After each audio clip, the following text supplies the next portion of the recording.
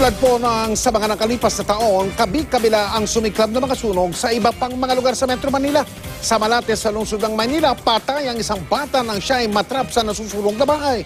Ang nakatutok naman dyan ay si Von Aquino. Pasado alas 2 ng madaling araw nang sumiklab ang sunog sa Barangay 735, Malate, Manila. Nagtutulong-tulong na ang mga residente para apulahin ang apoy. May gumising lang sa akin, tapos ginawa namin, tumakbo kami, nakita ko malaki na yung apoy, hindi na kaya. Ayon sa BFP, sa ikalawang palapag ng isang bahay nagsimula ang apoy. 10 bahay pa ang nadamay. Ang pagpasok po dito sa area ang nahirapan kami kasi yung entrance ng mga eskinita natin ay maliliit tapos maraming mga party-party yung mga kababayan natin dahil po sa bagong taon po sa ngayon. Sa kasamaang palad, isang bata ang naiwan sa loob ng nasusunog na bahay. Labis ang hinagpis ng pamilya Del Rosario nang matagpo ang patay ang 7 taong gulang na si Andre. 2 pa ang nagtamo ng minor injuries. Paglipat naman ng taon, nagkagulo ang mga tao sa Lardizabal Street, Sampaloc, Maynila.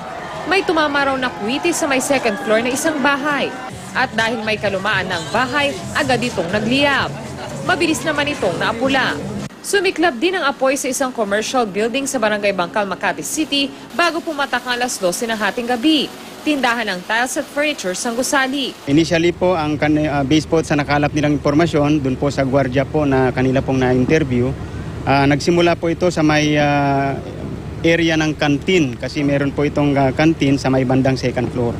Nung nanood ako ng TV, may naamoy akong baho ng kuryente.